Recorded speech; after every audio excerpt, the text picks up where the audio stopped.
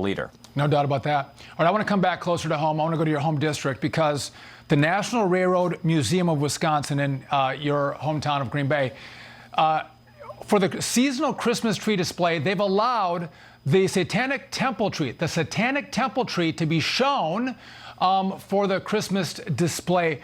What's happening in Green Bay, Wisconsin, and what's the community's response to a Satanic Christmas tree in your community?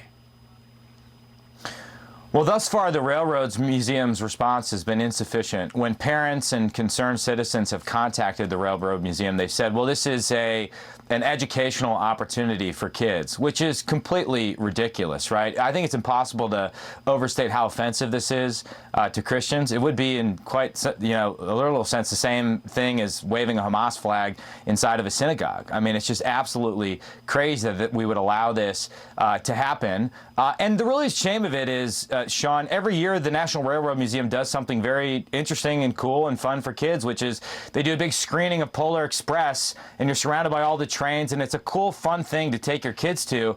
But now I wouldn't take my kids to it now. I don't want them to be surrounded by satanic trees. The local reporting has been insufficient, so the whole thing is absurd. And I would say one final thing.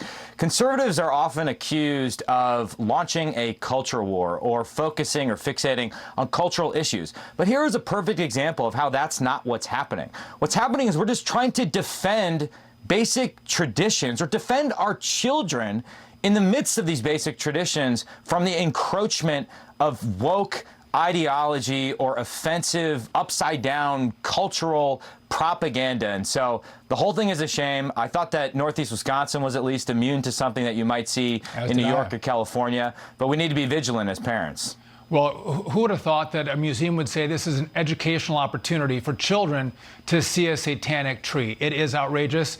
Hopefully more attention will be brought to this and more parents express outrage. Congressman Mike Gallagher, always a pleasure.